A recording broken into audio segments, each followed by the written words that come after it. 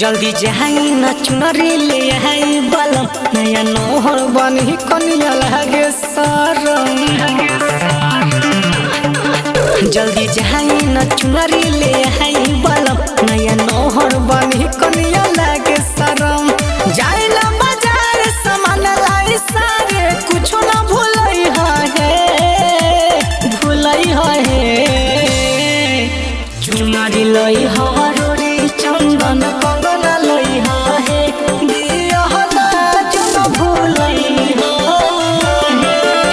चुनरी लई हरोरे चंदन कंगना लई है दियहना जन भूलई है।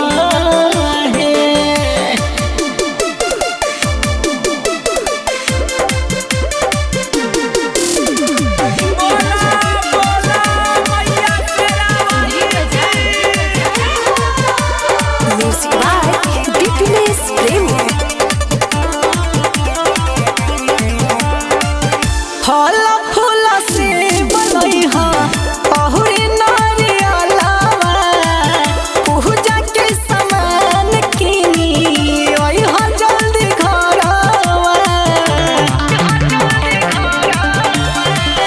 फल फूल से बनई हा अहुरी नारियलवा पूजा के सामान किनी ओई हा जल्दी घरवा।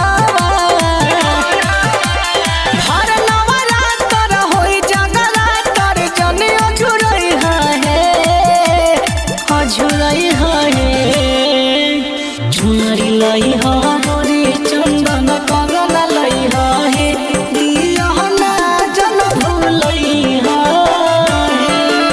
चुनरी लई हरोरे चंदन कंगना लई है दियहना जन भूलई है।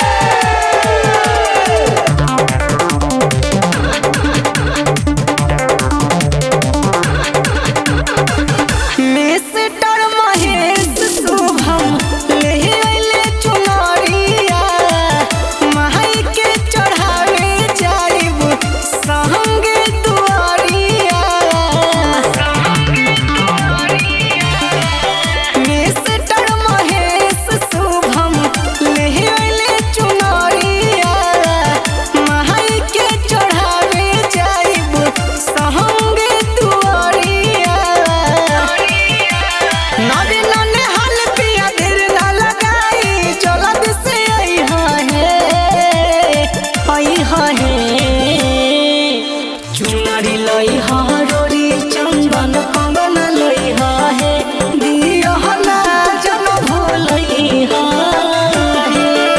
चुनरी लई हरोरे चंदन कंगना लई है दियहना जन भूलई है।